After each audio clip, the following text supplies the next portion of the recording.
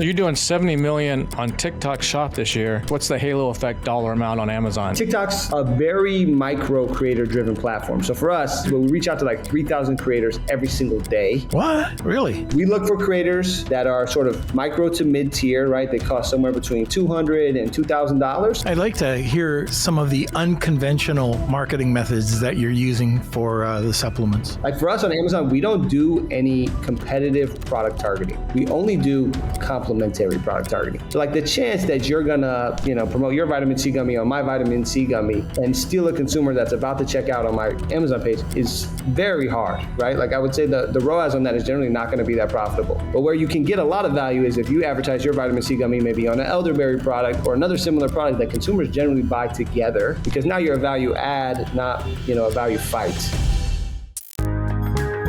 You're watching Marketing Misfits with Norm Farrar and Kevin King. Mr. Farrar, how you doing, man? How be you? I am sweating. You sweating? You been 107 degrees, Kev. Oh, I thought you were going to say I've been doing Richard Simmons workouts on VHS. Well, I do that every morning, of course. I got to keep this, this body. I keep asking you to send me pictures of you in the spandex, but you haven't done it yet. Oh, I have so many things I could say. You haven't done it yet. I mean, come on now. All right. Come on Okay. So I hear that you have a little companion that you just got. I do. I have a little new addition to the kingdom here. Yesterday I went drove up from Austin to Oklahoma City and picked up a little miniature dachshund named Kona. It's right at 8 weeks and 1 day today. 8 weeks old and 1 day. So if you hear a little whining in the background, that's her. She's right here at my feet. Not you. Yeah, that's not me. That's not me passing gas. That's not that's just, oh yeah, sure. That's just a little Kona, because if she's out of my sight, she kind of freaks out, because as you know, a little puppy, change of scenery, change of situation, change of environment, away from the pack for the first time is a little scary. So I've got a Dallas and you've got Kona. I do. I know. I know. And you used to live in Hawaii. I used to live in Kona. Was it Kona? I knew. Yeah. I couldn't remember which. I'll say. I should have said. I'm naming this after you, Norm. You're my good buddy. Do that. You can still. I'm saying this. I'm naming her after you. No wonder when I sent out a little survey of to you and my parents and a few people, which name do you like best? You said Kona. No wonder now. There we go. I knew you're on the big island of Hawaii. I just couldn't remember which town it was, but okay, that makes sense. Yep. So good name change or good name choice. Next time you're doing those workouts to Richard Simmons, or is it Jane Fonda, whichever one that you're still doing? Because I know you still have all those VHS tapes from the 70s and 80s. Mm-hmm. You know what would help if you took some supplements, because sometimes. There's some certain supplements that are just basically people say are just a placebo, and then other supplements actually work. And our guest today is probably I think if they're not the number one supplement seller on Amazon, they're right up there. Mm-hmm. Was it I think he'll tell us $400 or $500 million a year, something like that, in supplements, but not just on Amazon. They're actually all over the place. I mean, they're doing massive TikTok stuff. They're doing stuff in retail, all over the place. I mean, it's like they've built a real brand, not just a online presence, which is pretty cool. Right. So, and that's exactly what we've been talking about, creating multi-channel and how to market with that multi-channel marketplace. So this is going to be perfect. All right. So let's bring in our guest today, Jay Hunter. Oh, that's not. No, all you had to do is hit one button. Just one button. That's one button. I'm going to get to it. There we go. I'm just thinking about my workout. Hey, fellas. How you doing, Jay? I'm doing well. How are you? We're good, man. Good to have you on, man. Thanks for joining us. Yeah, glad to be here.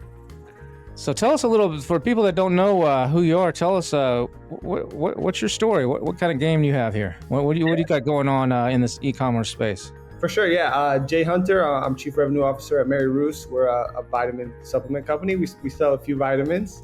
We're most well known, for I think our different formats. So we sell a lot of liquid vitamins, which I think are pretty unique, but also gummies and capsules. Mary Ruth herself is very passionate about just vitamins for all life stages. So I think that's really what we try to deliver. For me, I sort of came up on Amazon, and these days I do a lot of different things at Mary Ruth's, mostly e-com sales, a lot of digital marketing, and a little bit of analytics. So, How did the brand come about? so Mary Ruth started the brand about 10 years ago. She was like There's a person named Mary Ruth. There's a person. Yes, Mary Ruth is a real Okay, person. it's not like Aunt Jemima or something. There's a person named correct, Mary Ruth. yeah. Okay. I get asked that quite a bit. Mary Ruth's a real person. She's still the CEO today. Still very involved in the business. But about 10 years ago, she was sort of like a wellness nutritionist, and she had some personal clients. And she really wanted to make a product that everyone could take, right? So sort of a broad spectrum multivitamin that was good for everyone, for the whole family. And that is our original hero product is our morning multivitamin. It's raspberry flavored. We have like a new hero product today, which I can speak about a bit later. But that's how it started. She started with just one product in a dream. I think Amazon was her first channel. I came on a couple years after that. Amazon's still our strongest channel today, but now we're a lot more omni-channel: retail, Amazon, D2C, TikTok, sort of all over. Awesome. So were you doing something e-com before you joined Mary Ruth? Did you have your own brand, or what were you doing before? Yeah, I did for a long time. I did Amazon advertising consultancy. So, I would come in, help you with your sponsored product or sponsored brand ads, a little bit of DSP. I did that for a couple different firms. I had a firm I owned myself with my father, and then we later merged that with Canopy Management. That went extremely well. But I got the call from Mary Ruth's husband one day, like, hey, I really need someone to manage my Amazon account full time. This thing's getting bigger than I can manage. And when I came on, then the business was about $12 million. This year we'll do north of 500 for sure. So it's going well. It's been a strong, good fun ride. There's a ton of different commodities or a ton of different supplements on Amazon. It's a great business to get into. There's a lot of black hat techniques that go on in there. Like, how do you stand apart? Yeah, I think for us, it's always been, a little bit about the brand, right? I think it helps that we have a face to the brand and it's very relatable. I think for us, we've always tried our best to stay away from any of the black hat or even, dark gray area tactics, right? I think my big philosophy, and I think it's true of the whole company, but we're just grinders, right? So I think for us building the brand, like we've always been pretty grindy, right? Just 1% better every single day. But we have tried to marry what I call like performance marketing with brand marketing, right? So I want to do a lot of the performance marketing where I can judge the ROAS or performance of the money we spent to build the brand yesterday. But I want to do it at a big enough scale where, you feel like I'm sending a brand message that's similar across all the channels. So I think a little bit of a mix of those things. How many SKUs are comprised at 500 million? 250 today. I do think there's probably about 75 we don't necessarily have to have. We're working on getting better at our SKU rationalization. I would say that's still a struggle for us. But about 250 with about 150, maybe 160 winners. And Wow. what's a winner is over a certain sales volume or just what's a winner? What defines a winner? We judge the products based on their subcategory, right? Because, for example, our hero product today is our morning multivitamin plus hair growth. So it now has like a clinically studied hair growth ingredient. That's a very high volume, high velocity category. And so the bar is a bit higher versus, maybe a more niche product, which we still care about, which is like our infant multivitamin, right? Where there's only, so many infants versus the more general population. So I think it depends on the subcategory of the product, but I would say like a winning product, you want to do over $1 million a year. I'd say is a winner. How long have you been on Amazon again? I've probably been working on Amazon about 10 years now. And the brand? The brand has been almost that whole time that they've existed. They've existed 10 years, so probably about 9.5 years, right? I think right around the time sponsored products like started to exist. I think right around then. So. That was about 95, I think. 2015. Yeah, not 19. Yeah, about then, yeah. Yeah. Yeah, that's crazy. All these products come on, lots of supplements. A lot of supplement companies just did it.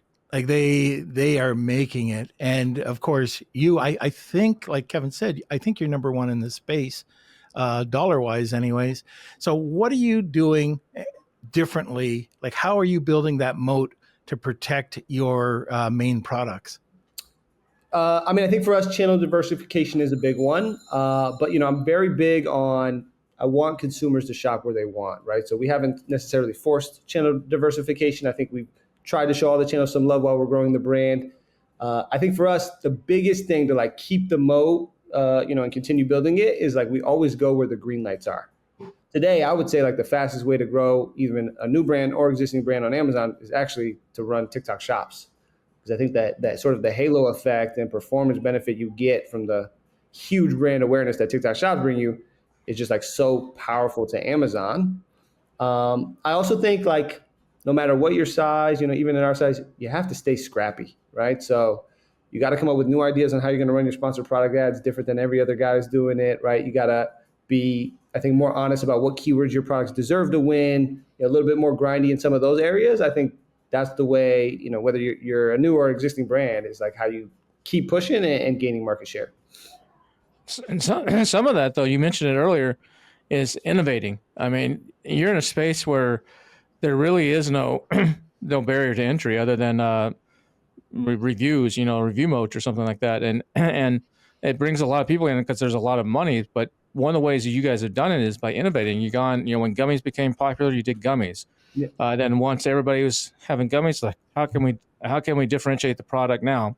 And you went to what's the dissolvable stuff under the tongue, or Yeah, we have dissolvable strips. That's correct. Yeah, we have. yeah. So that's like the hot new thing right now, and you always stay in like one step ahead. So is that part of the plan and super important to you guys?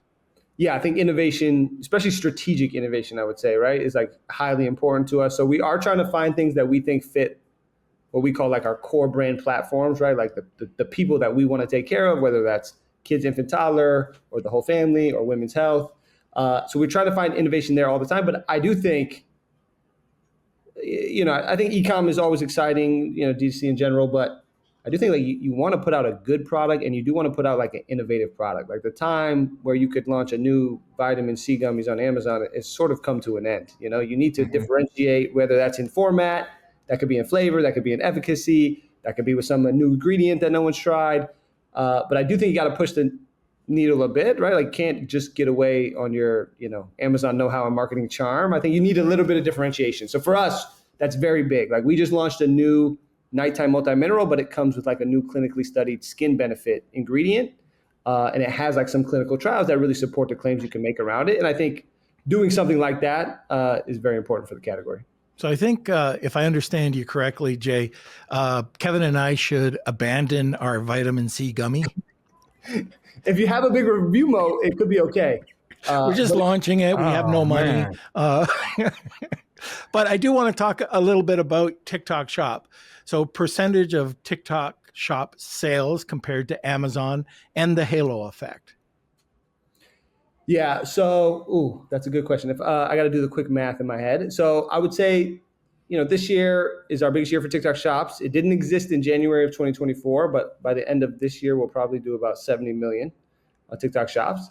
It's probably 1/5 the size of my Amazon business. So it's growing, not quite there yet. But I do think like it's the number one driver of incremental sales on Amazon today, more so than any of my other channels, more than my Meta spend or my TV spend or my out-of-home billboards, even influencers. I think the number one driver is TikTok Shops. And I think it's just the sheer volume of like awareness and views that we're getting through that platform that drives Amazon. So you're doing 70 million on TikTok Shop this year. What halo effect do you? It's hard to track, but if you had to give your best guess, what's the halo effect dollar amount on Amazon? Is it another 30, another 70, another 100? If I had to say between Amazon and retail, because I do think, I have good retail distribution. I think that's a requirement to see the right halo effect. But, I'm at Walmart or Target or CVS. I do think TikTok's providing halo effect of velocities in retail and velocity on Amazon. I would say if I had to guess, 35 to 45 million probably in sales. I have to tell this story to my board every time they ask. I do think my opinion to any brand is as long as you're running your TikTok shops profitably, right? The halo effect is the nice cherry on top, and you're sort of invincible, right? If you're running your TikTok shop account at a break even or a loss, and you're just counting on the halo effect, it's very difficult to like really understand the true incremental value and like you're gambling a bit. So for us, we try to run the channel very profitable by itself and just take everything else as a nice to have. Hey, Norm, you'll love this, man. I talked to a seller the other day doing 50K a month. But when I asked them what their actual profit was, they just kind of stared at me. Are you serious? That's kind of like driving blindfolded. Exactly, man. I told them you got to check out Sellerboard, this cool profit tool that's built just for Amazon sellers.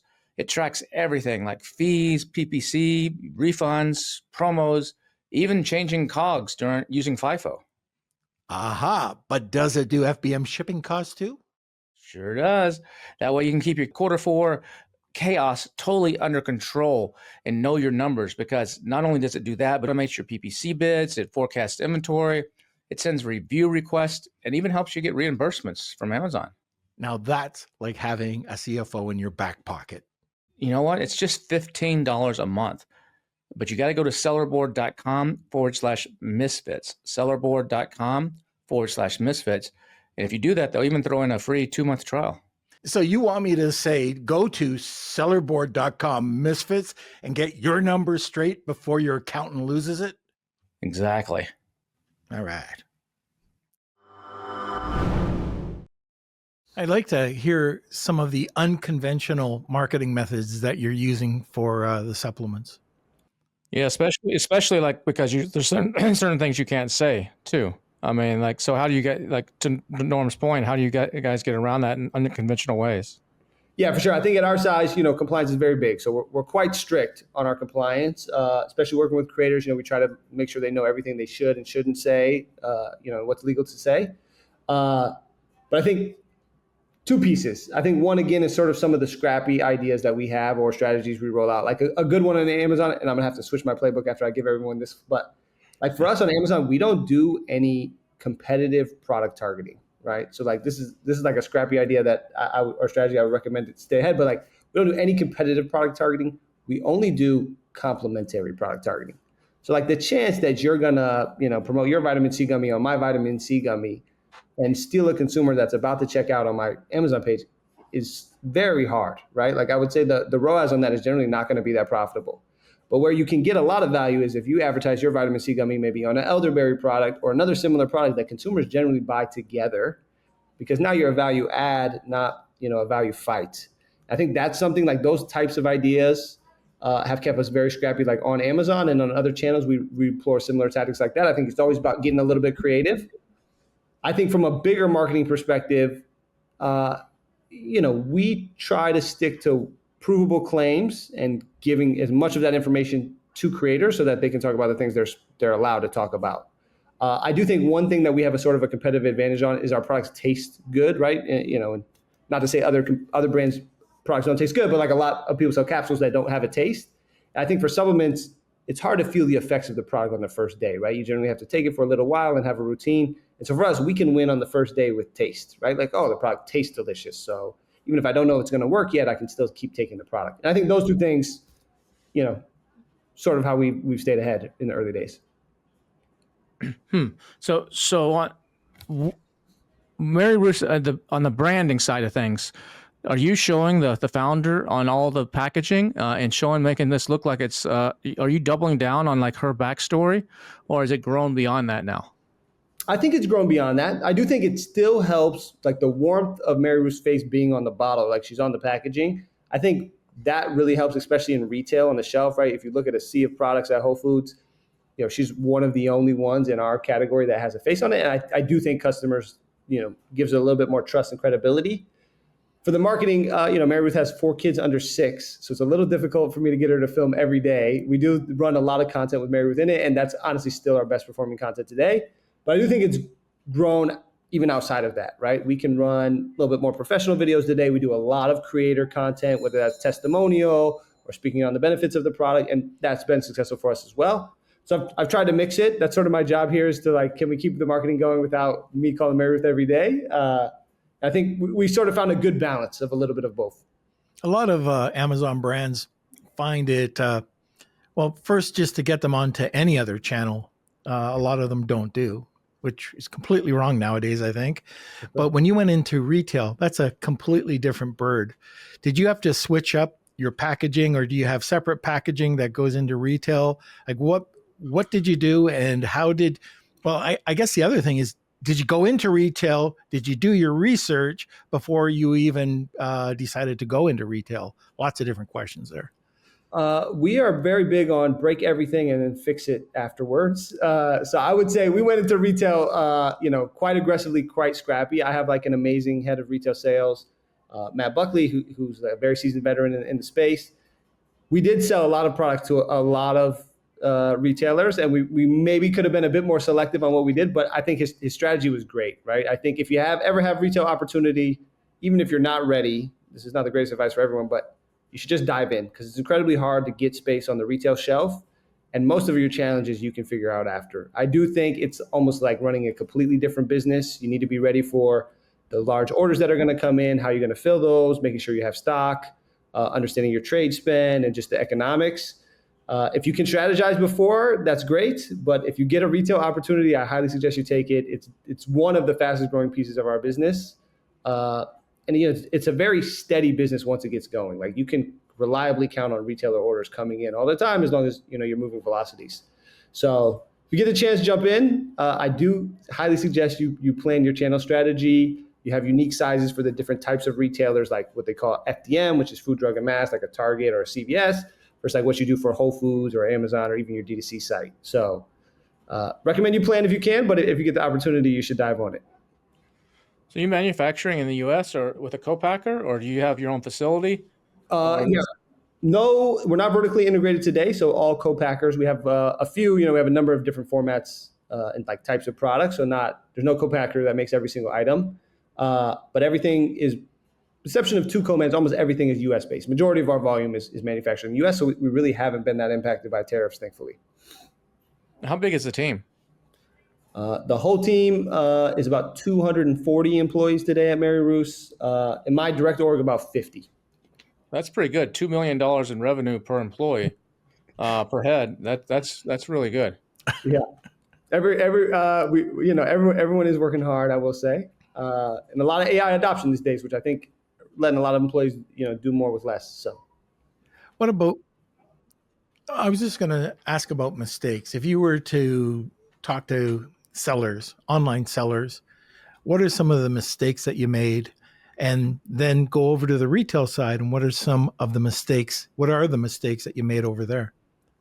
Yeah, I mean, the first one I would say for D2C and for retail is we did not take forecasting seriously enough. It is incredibly difficult for your supply chain to order the right amount of inventory if you tell them you're going to sell product A and you end up selling a lot of product B. So I will say, like, investing and understanding like what you're going to sell and having a plan around that, highly important. That's one of our biggest mistakes. Even today, we're still trying to catch up on some products and just maintaining healthy stock. I would say the other piece is just like not putting the right data infrastructure in place early on. Today, we have like a very robust analytics department, which is going well, and we have a lot of sort of data at our fingertips. But just like the compounding effect of just getting 1% better every day is just like very hard to beat, very hard to fail. But you need to understand what 1% better every day is. And to do that, you really got to be able to see your data, right? What are your Amazon conversion rates? What are your velocities at retail? How much are you spending on marketing? You need to understand a little bit about your media mix and where you should spend. And so I think not having that analytics capabilities earlier hurt us a little bit, but I think we feel much better about it now. So, what's your strength then? Is it in the listing? Is it in the keyword optimization? Is it in that you have a moat because she was one of the early ones 10 years ago and built a moat around with a lot of reviews? What's the key differentiating factor for you guys? I would say, this might sound like fluff, but I think it's still our scrappiness, right? Like for TikTok shops, there's no playbook. No one knows what to do. No one on my team had an idea on like, this is how TikTok shops is going to be successful. We just did something though, right? And I think that's where a lot of brands get caught up, is like, you just have to take some action. You might not know if it's the right action, but I think our ability to just start something up, and then as soon as we see the green light, like 10x it, I think is hard to match, right? And that's what sort of keeps our moat going, quite long. Is I would say anytime we've seen, we used to run meta ads before iOS 14 when it was, I would have said, the holy grail, right? And like highly efficient to grow your D2C business. Today, we're very fast on TikTok shops. I think AppLovin is like a new ad platform that not enough people are taking advantage of. That's new. Like we're always trying to do what's working first and fast. And I think that's helped us like sustain our moat for a long time. Let's talk about that AppLovin thing. That's kind of what Norm said earlier about unconventional marketing. Yeah. And there's I know people are doing, what's that, Roblox or something like that? Another one that, Yeah. So talk about some of these alternative channels. Everybody knows TikTok, has heard TikTok, listening to this, knows TikTok Shop. They know Amazon, Walmart, Shopify, but a lot of people are like, when you talk about this AppLovin thing, can you explain what that is and why you're seeing success there? Yeah. So AppLovin, they essentially, if you have any app on your phone and it has ads, it's likely served by AppLovin. So, I think previously it was a little bit more closed off where it was only entertainment and other apps that you would get ads for. But now, you might see it, but if you play any free game, we have a lot of ads. You'll get those from AppLovin, and there's a lot of CPG brands now there, which is sort of been opened up. So AppLovin, again, is essentially running those ads on any app. Today, I do think it requires like a little bit higher level creative, right? So I think one of the requirements is you got to have some polished creative. You can't just run your meta ads. That's a strategy that doesn't work. But I do think it has a huge reach, huge awareness, and sort of the CPMs on that channel are much better than a lot of the other channels like Meta. And so we've been investing there a lot. I firmly believe Meta, TikTok, and AppLovin are sort of the new TV, right? People get home, they sit on their couch, they don't usually flick the TV on. They scroll one of those three things. They're either playing their free iPhone game, they're on Meta, or they're on TikTok. And so for us, we try to have a comprehensive strategy across the three. But I think AppLovin, sort of the new underdog one, just requires a little bit more content investment. You can't really go with their B-roll. You got to have sort of like a nice professional video, I think, to really crack the code there. What's up, everybody? Your good old buddies Norm and Kevin here, and I've got an Amazon creative team that I want to introduce you to. That's right, Kevin. It's called the House of AMZ, and it's the leading provider in combining marketing and branding with laser focus on Amazon. Hey, Norm, they do a lot of really cool stuff if you haven't seen what they do, like full listing graphics, premium A+ content, storefront design, branding, photography, renderings, packaging design, and a whole lot of other stuff that Amazon sellers need. Yeah, and guess what? They have 9 years active in this space. So you can skip the guesswork, trust the experts. There's no fees, there's no retainers. You pay per project. So if you want to take your product to the next level, check out House of AMZ. That's houseofamz.com. House of AMZ. There was another one I thought you said that I didn't know of. Roblox? Which one? Roblox. Yeah. Are you doing anything on Roblox? Nothing today, but I think that's one of the next frontiers, right? Like Roblox is like a enclosed sort of like game platform, right? But they have a tons of mini games inside of the game. And I do think like advertising on those types of channels is going to be huge in the future. We haven't tapped in yet, but something we've been thinking about and looking at for sure. But to do that, that's what real brands do, is they go where you said it earlier, I'm going to go where the customers are, and then let them use whatever their shopping cart of choice is, whether that's come to our website or go to Amazon or TikTok Shop or buy it in an app, on Facebook or something. So where do you see this space going in supplements from a marketing point of view? Is it going to get tougher and tougher? Or are there really enough innovations out in your long-term vision that we can keep innovating? Next thing we're going to do is vitamins that are, I don't know, you step on them, you just get out of bed and you step on them with your big toe, and that's all you got to do. Or I mean, what's coming next to keep staying on the edge?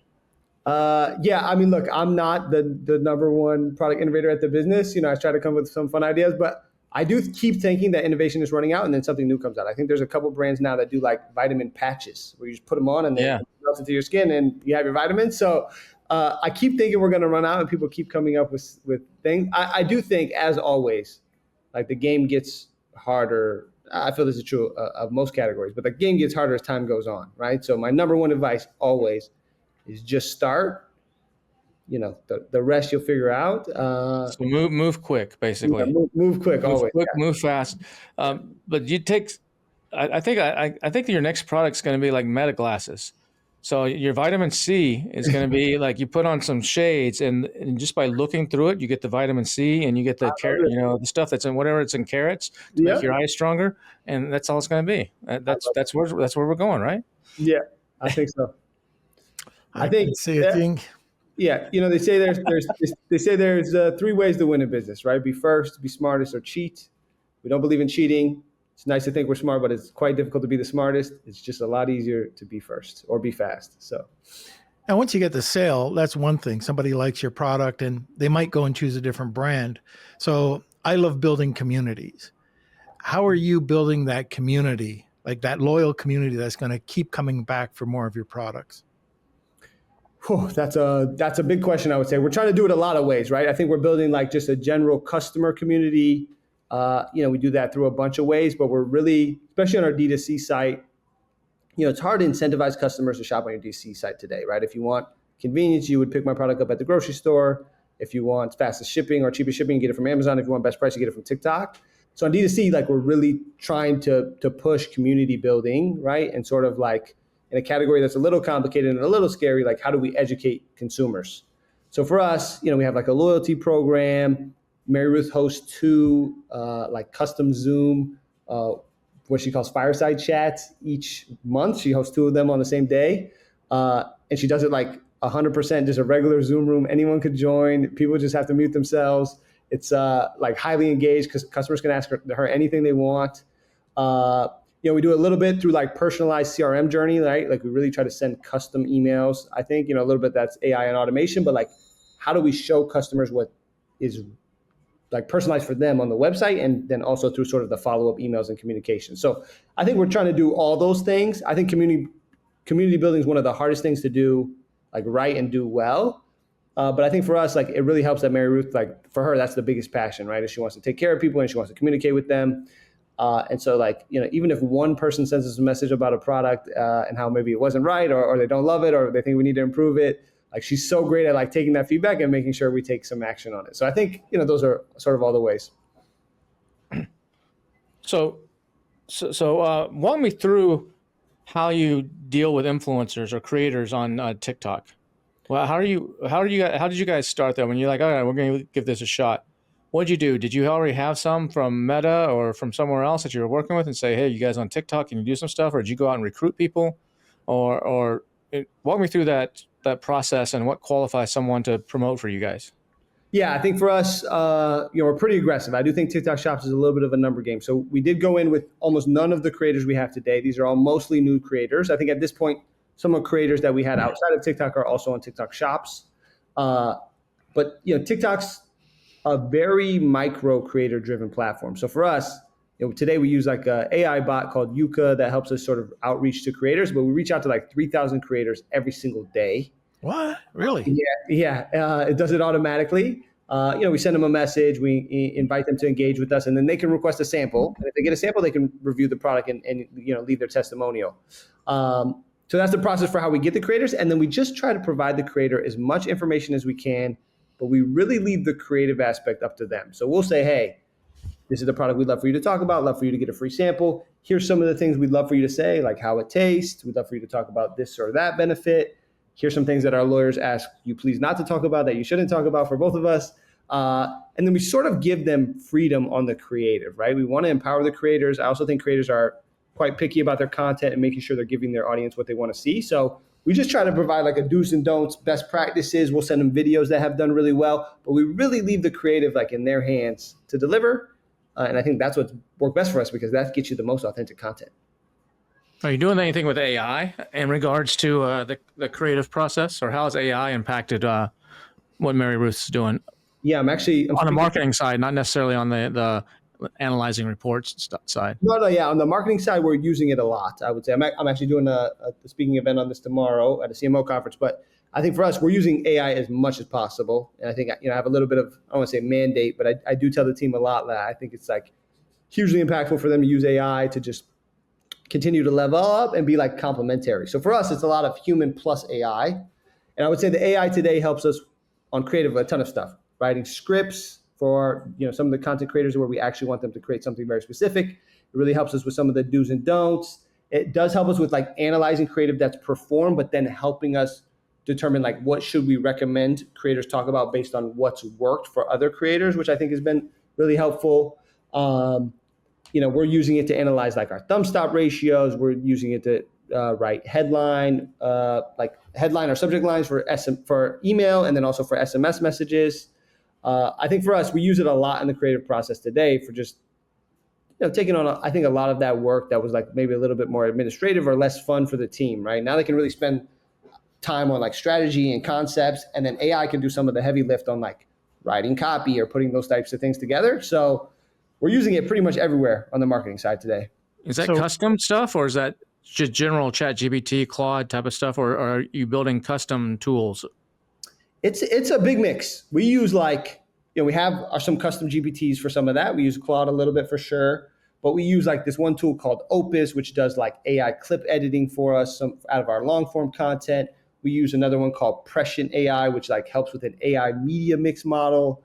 I think today a lot of the tools you use probably have some type of AI component, right? And so we try to leverage that everywhere we can.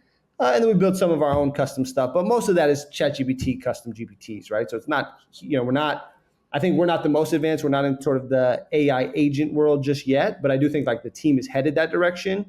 And I think we're gaining more knowledge every day on it. So where have you seen the biggest ROI with your AI? It's definitely just creative output, right? Like I think a lot of people still don't quite understand like, if we're 10 years ago, most media buying on Meta or wherever was 90% how good you bought the ads in your ad strategy and 10% the content. These days, it's 95% content, 5% how good can you buy the ads, right? Most of the platforms have an amazing, let the algorithm figure it out and it'll crush, right? So I think it's all about how much content you put out. I just know this because I built these slides for this thing I have tomorrow, but like before we were using AI for all those different things, script writing, creative analysis, we were probably pumping out, I don't know, 130 to 150 different creatives every month. Now we're producing 500 to 540 new creatives every month. And I think the volume of creative and how fast you can test and iterate on it is 100% the name of the game, especially for the big platforms like Meta and TikTok. Are you doing any UGC AI, like avatars and stuff?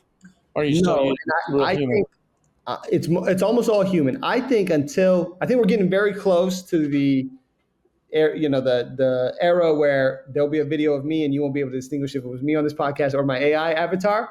I think we're not quite there yet, and I do think the platforms, especially TikTok, but also Meta, are sort of anti that kind of content, right? Like I think TikTok especially, like they're fighting such a battle already on how many videos can they show of people shilling you something versus how many videos that you actually want to see, and right, what's the right balance before their platform's not cool. I think if they let too much of the sort of what people consider like the AI slop in, people will stop coming to TikTok because right now they're winning because they have the best algorithm in the world to show you the exact cat video you want to see next.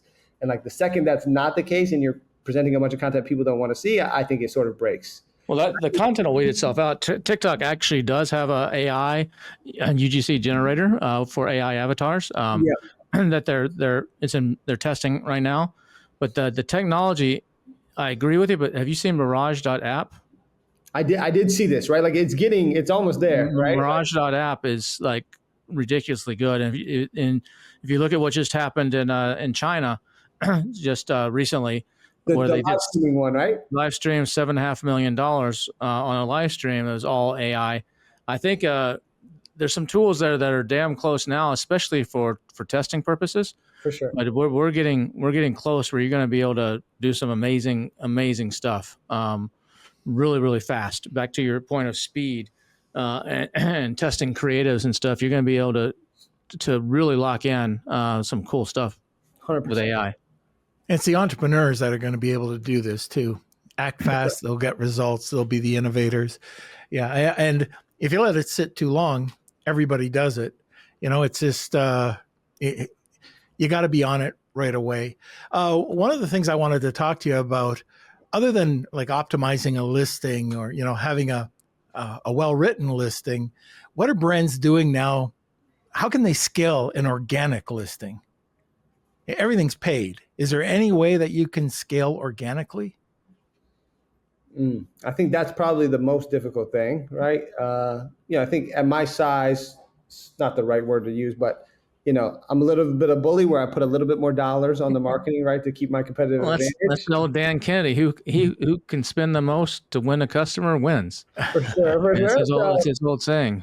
I do think if you're going to get creative organically, it's got to be organic social, right? Like it is possible to spend the right amount of time to create like good organic videos. I think there's some brands you could look at, like there's this new brand, Cheers, which has like I think it's sort of, I don't know if there's the right claim, but sort of like a hangover supplement. They crush on organic content, and that's been a huge spillover to both their TikTok shop success and their Amazon success. But they're just like, they make good, funny, legitimate videos. And I think you can still win like that. But it does require like a lot of creativity, more than I have for sure. But I think it's still possible to win organically, but it'd be heavy organic social, I would say. It's a lot harder to optimize your listing and game the keywords, right? I feel like that era is a little bit over, and there's not a lot of ways where you can like juice, sales to sort of get ranking. I also think some of the other platforms, almost every other platform except for Amazon, doesn't rely as much on keyword ranking, right? Like TikTok's very influencer ranking driven. So I would say organic social is probably the only way I could see to do it very scrappily. Hey, what's up, everybody? Kevin and Norm here with a quick word from one of our sponsors, 8Fig. Let me tell you about a platform that's changing the game for Amazon sellers.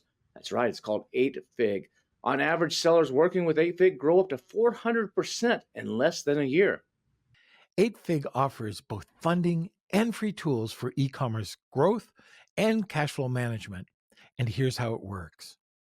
8Fig provides flexible, data-driven funding tailored to your exact needs. They could fund anywhere from up to $50,000 all the way up to $10 million.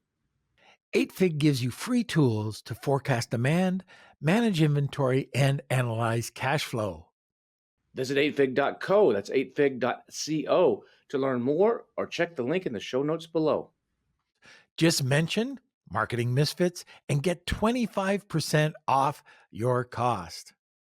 That's 8fig.co, 8fig.co. See you on the other side. So repeat sales are probably a big deal in your business, especially when it comes to your customer acquisition costs. So how much of your business is repeat sales from someone buying every month or whatever regimen they're on, and how do you encourage that or to make that better, and how do you determine lifetime value for a brand new product? Oh yeah, those are tough ones. The first one's easier. About 35% of our revenue on Amazon is subscription today, right? But I would say for repeat purchase, it's probably closer to like 55%, right? We have those 35% subscription, and then quite a bit of that is additional repeat purchase where people maybe just don't subscribe and they continue to purchase. On our website, it's probably about 60% repeat purchase and about 50% subscription, and the rest is new customers. So I think we have a pretty good balance there. It's a lot harder for me to tell on the other channels like TikTok and retail because they just had such explosive growth. So a lot of the customers are new, but that's just because those channels are very new. And it's really hard for me to marry my retail data with my Amazon or D2C data or e-com data to just understand what customers are shopping on both channels. That's something I think every brand is always working on. I think for me, LTV, I'm always thinking about LTV as the lifetime profit of a customer, right? And I think that's like the most important way to look at it is not just the lifetime sales value, but the lifetime profit of those customers for their value. I think for us, we try our best to just measure it on each channel. And I think if you're like an aggressive business that you want to grow, but you want to stay profitable, we're usually targeting to be profitable on an order by the second month. We've had a lot of success lately with TikTok Shop, so that's generally been happening on the first month. But I think by month 2 is the most ideal, like be profitable in our category where repeat purchases are sort of, I won't say a given, but highly likely. There's a lot of the U.S. is highly diversified. They've got a huge group, multicultural. Do you target any of these different groups, Spanish or whoever else you play into that marketplace?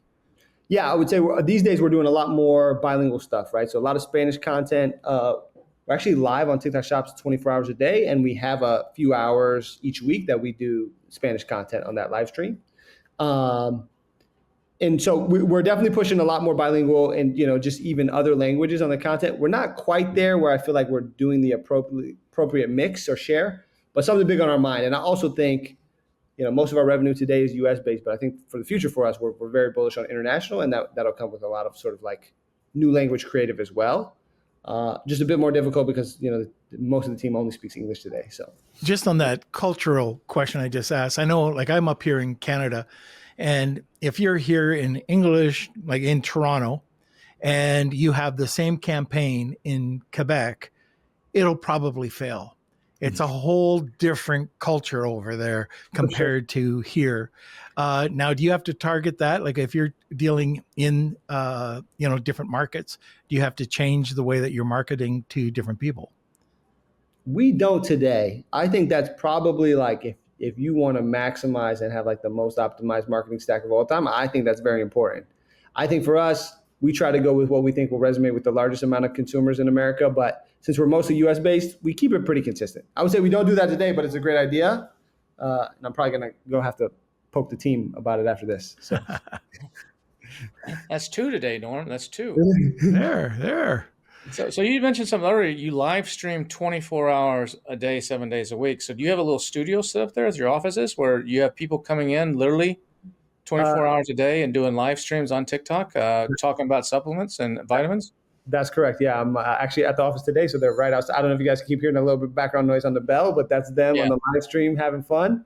Every time I hear that, you made a sale? Someone made a sale, or maybe someone won a contest. We try to do a bunch of stuff to engage the audience. But yeah, we're live 24 hours a day, every day. It's tough. I don't recommend it for every brand. I think for us, we like it and it's going well. But yeah, they're mostly talking about the products, trying to educate consumers on the products. And we think, for TikTok in China on Douyin, which is the China TikTok, it's live streaming is so huge, right? I think like 85 or 90% of all sales are coming through live streams. We know it's not like that in the US, but again, it's better to be early and be first. So I think we're still filling it out, trying to figure out what the right vibe is. I probably won't keep it 24 hours forever, but at least for now. Well, what made you decide to do that? And are these people based on commission based, or because whoever pulls a bad shift, at 4 a.m, but then you think about it, there's a lot of people who can't sleep. They're up at 4 a.m. looking for vitamins or something that's going to get them to sleep.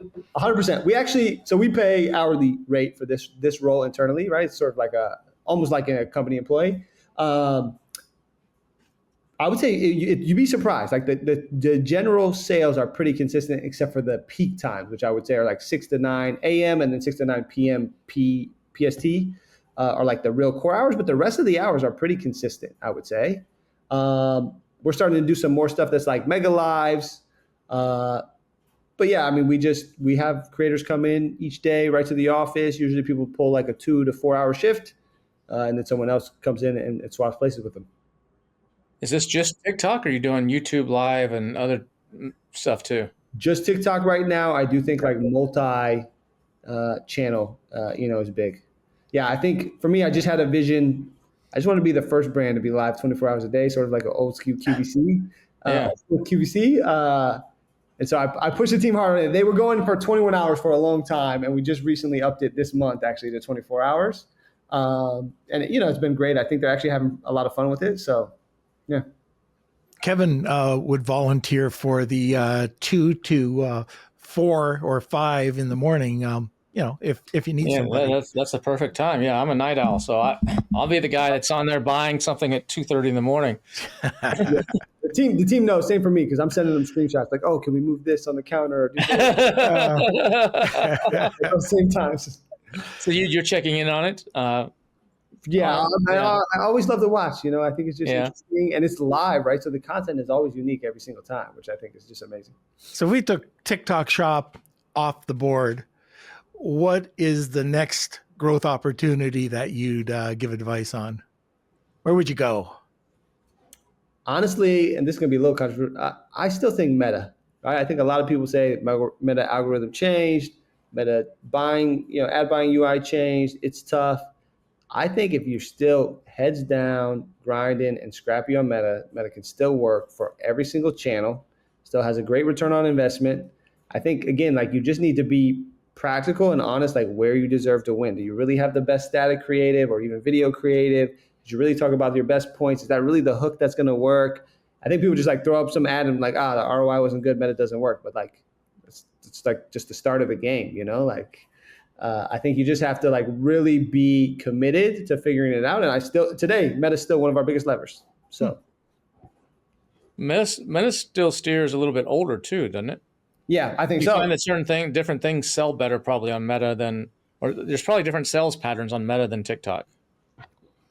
A little bit, I would say, for sure.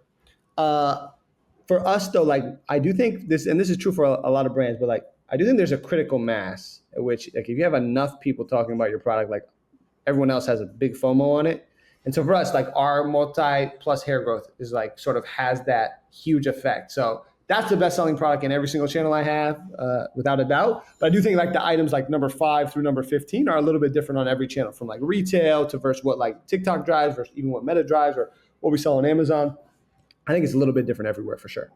All right. I want to go down a different rabbit hole. We kind of talked a little bit about this just before we were coming on. Yeah. And this is building a brand versus a personal brand. So what are you doing? And we know that you're building a personal brand right now. So I should mention that. Yeah. I think, I mean, brand building is fun. I think personal brand building is something I never thought I would do, but I'm doing it more lately, right? So I think right now I'm doing it again, a little bit scrappy, a little bit grindy, but I just started posting on LinkedIn every day. Was like my first step. I was just like, hey, I want to sort of be known more in like the professional community and build my own brand, and so I started doing that on LinkedIn. My next frontier is Twitter or X, right? I'm sort of starting to post there every day. I'm trying to do a few more speaking engagements in person, some podcasts, right? I think those are all the things I'm doing to sort of build my brand up. I am trying to create content, though. I think it's true of brand building and personal brand building. It's just like trying to do content that adds value, right? Like even on this podcast, right? I want to tell people stuff like they could practically implement or would help them. Or it's like, oh, Jay's struggling with that also. Good to know. I think I just did a post like this yesterday, which got quite a few responses. But for me, I just like to share, right? Like I like to see other brands, other people win. So I'm a big open book. Anyone can reach out to me anytime for anything. I'm always happy to help. So Go ahead, Kev. No, you got it. No, I was just wondering, like, do you go full out on your personal brand like you would a normal brand? Do you almost have a brand guide? How are you doing it? On the personal side, I'm totally just winging it. So I think like I did map out a little bit like my LinkedIn strategy, and I was like, okay, well, what are the type of like pillars I want to talk about, right? So it's the same thing I would do if I was doing it for Mary Roos. Mm-hmm. But I was just like, what am I good at? What do I think I could add value to other people with? I think what are some like vulnerable things I want to share that maybe hopefully I would get help from people with? I just think I think the founders of a brand called Midday Squares are the absolute best at this, and they talk about it all the time. But I do think like authenticity, whether you're a brand or whether you're a personal brand, like is the number one thing that people resonate with. Like that's the thing that's going to make people buy from you. That's the thing that's going to make people want to talk to you or hear from you. It's just be yourself, right? Just share what you know, what you've gone through. I think like people just love to see that. I think that's why reality TV crushes, right? People just want to see like, oh, this is what this person's really about. So. But is it what they're really about, or are they performing? Yeah, true. How authentic is it, and how much direction is there on that? That's what you always got to worry about. So branding though is tough. I mean, Mary Roos, it's been 10 years. I mean, so to build your own personal brand, posting on LinkedIn and X, that definitely helped. But you got to extend it beyond that into where you control the community or the customer. What are your plans, or do you have any? Or you thought that through yet on the personal side? On the personal side, I have not. I went in this one, look, I think it's true for everyone, but I want to build my sort of career and resume, which I think is great. But for me, I don't really have any outcomes, right? Like I'm not looking to monetize the community or necessarily start my own business, right? I'm pretty big on being an operator, not a founder. I just think like for me, a lot of it's just networking. Even the little bit of work I've done so far on the personal brand side, like I've just met like a ton of new founders, new services. I mean, I think even from that led me to a podcast that led me here on this one, right? Like just meeting a lot of new people and talking to people has been like hugely valuable, even for our work at Mary Roos, but also for me, like just professionally, like leveling up my game and learning new things. So I'm trying to go into it without expectations on getting something at the end. And I think, it's been great because every time something happens, it feels like a blessing. Hey, Kevin King and Norm Farrar here. If you've been enjoying this episode of Marketing Misfits, thanks for listening this far. Continue listening. We've got some more valuable stuff coming up. Be sure to hit that subscribe button if you're listening to this on your favorite podcast player, or if you're watching this on YouTube or Spotify, make sure you subscribe to our channel because you don't want to miss a single episode of the Marketing Misfits. Have you subscribed yet, Norm? Well, this is an old guy alert. Should I subscribe to my own podcast? Yeah, but what if you forget to show up one time and it's just me on here? You're not going to know what I say. I'll buy you a beard and you can sit in my chair too. And you can go back and forth with one another. Yikes. But that being said, don't forget to subscribe, share it. Oh, and if you really like this content, somewhere up there, there's a banner. Click on it and you'll go to another episode of the Marketing Misfits. Make sure you don't miss a single episode because you don't want to be like Norm. Oh. So what's it like being one of the top brands and constantly having people chipping at your heels? It's like one of these, I got a little puppy sitting right here. It's like a little puppy constantly trying to bite you or bite your finger or something because they're just like reaching for whatever they can get and exploring. What's that like? You constantly having to do a fight with like listings getting suspended for stupid reasons and all those kinds of things, or just you walk me through that because when you're at the top, you're a target. Yeah, I would say, interesting. It hasn't been like that for us, right? And I don't know. I think it's maybe a little bit of Mary's energy, right? But she always tells us like we can't run any marketing that's us versus another brand, right? We never speak ill on other brands or other people. That's like core to the culture and the philosophy. And so like we don't really experience that, right? Like my Amazon listings almost never go down for no good reason. I have great Amazon contacts if they did, but like we're generally not in fights with other brands, and I wouldn't want to be. And for me, I just think the category is huge. Like our category, any category, like there's enough space for everyone to win. I'll share my top strategies today with my top competitor and feel okay about it. I just think that there's plenty of space for everyone, and like, I feel good in general about our strategy. It takes a certain level of like execution, which I think is sometimes hard to pull off. So for me, I'm usually not thinking about the other brands, not in a disrespectful way, but just like for us, it's always us versus us. How can we be better than we were yesterday? And I think that mentality has sort of helped keep a bubble around us too. All right, I'll bite. So what's one of your top strategies that you're willing to share? Sure. Yeah. I've talked TikTok shops to death. I think AppLovin's cool. I think I like still today direct partnerships with influencers, but I think doing so at like a reasonable rate and with a direct ROI attached, right? I think influencer marketing is like sort of tough for a lot of brands. So sort of unique strategy that I would recommend to any brand that I think works really well for us is we look for creators that are sort of micro to mid tier, right? They cost somewhere between $200 and $2,000, somewhere in that range, not above that. And then we try to partner with them for a couple, usually 1 or 2 months, number of creative deliverables, let's say 2 to 3 deliverables. And the idea is that we want to measure their performance based on real ROI driven. So we usually give them a coupon code, maybe for 15% off. And then we create that coupon code on Shopify and on Amazon. And we let those influencers tell their audience that they should shop where they like to shop. It's available on either one, same type of experience, same price. But I think doing something like that where like you can have real measurable results on the influencer performance is a great way to just like spin up your influencer program and then scale it. It's sort of look for the creators that you can like grow with versus the creators all the way at the top that might cost a lot and are a little bit bigger of a gamble. So I would say for me, I think that's one of the most interesting, well-performing strategies that we're rolling out right now that's still working amazingly well. So it's basically fundamentals. Basically fundamentals. I always say that, but yes, I agree. Fundamentals. That's interesting. Everybody thinks it's tactics. Everybody looks to Kevin for tactics, right? Yeah. And it really goes back to the fundamentals and a lot of old school techniques. For sure. So listeners out there, if there's one thing you could, or one thing we may have overlooked, and there's probably a lot we overlooked, but what would you like to say to them?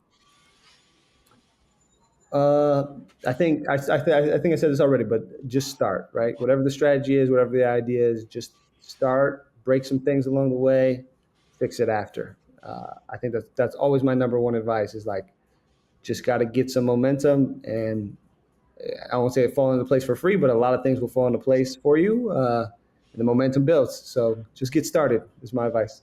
All right. Kevin, any other questions? So is Mary Roos going to be the first $1 billion vitamin seller on Amazon?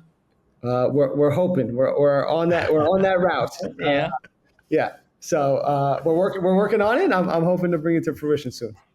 that'd be cool. And then you could sell it for 2.5 billion Yeah. and go build the J100 brand any way you want. I'm very interested in joining whoever starts the next P&G. I think for me that's like the most interesting thing is who's going to bring the new era P&G out. So Yeah, awesome. All right. Well, I think we're at the end of the podcast, and I usually have, or we have, a question that we always ask our misfit at the end of the podcast, and that is if they know a misfit. Yeah, I think I know a lot of misfits, which is good. But I think there's a new super exciting brand. They're pretty big on TikTok shops, but they're also having great Amazon and retail success this year called Drink Nello. And I think Connor, one of the co-founders there, would be just like a great person to have. He's got a great community building influencer strategy I think people would love. And it's really like a new upcoming scrappy brand that I think like a lot of people would, sort of resonate with and understand. So I think he'd be great. All right. And if people want to reach out to you or Mary Roos or you personally, what's the best way to do that? Yeah, I mean, honestly, you can DM me on LinkedIn or email address is just letter J Hunter at maryruthorganics.com. Again, I'm always happy to help any single person on earth. So feel free to reach out anytime. And we can always watch you as you grow to $1 billion, right? Of course. All right, Jay. Well, thanks a lot for coming on the podcast today. I'm going to remove you, but we'll be right back. There. It's always interesting when you get down to it, it's the fundamentals. Like you said, everybody always wants hacks from me, or they want shortcuts, or they want this. And I give some of that and things that work temporarily, and people love it, but that's not really where the core strength is. I mean, they're doing over $500 million, so they're not doing anything overly special or like some secret sauce. It's just doing things, executing at a high level and taking care of the fundamentals properly. Come on, Kev. You're just saying that, right? It's really all about tactics. It is. It's just tactics. It's just that's it. 100%. They need to join. They need to come to $1 billion seller summit and learn something. There we go. They could help their brand so much. Just imagine the ROI they would get if they come to that. All right. Well, I think that's it for today. How do people get a hold of us?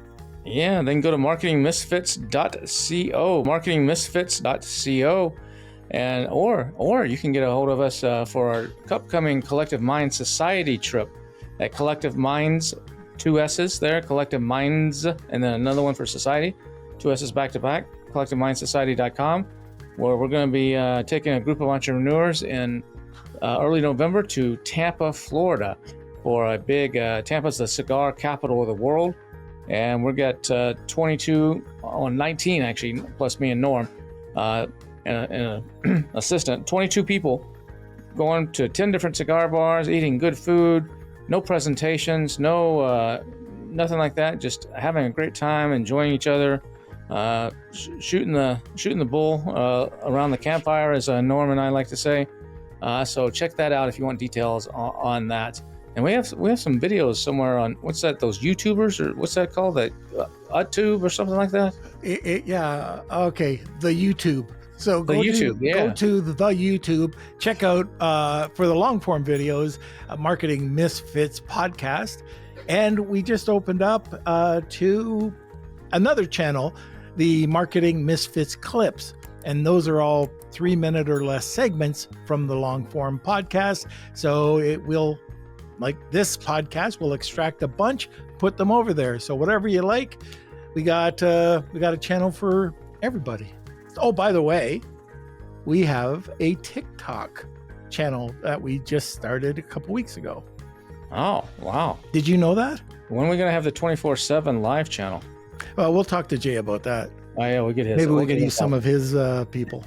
There you go. There you go. That'd be good. All right, man. We'll see you all next Tuesday for a brand new episode. If you like this episode, be sure to like it. Leave us a comment down in the comments or share this with somebody else if you think they'll get some good value of it. But other than that, we will see you again. Norm and I will be back next Tuesday with another brand new episode and another guest. And also, you can vote on Kevin getting a beard. As you noticed, Jay, myself, we had beards. Kevin did not. So I think it's time for him to start growing. All right, everybody. We'll see you later. Take care.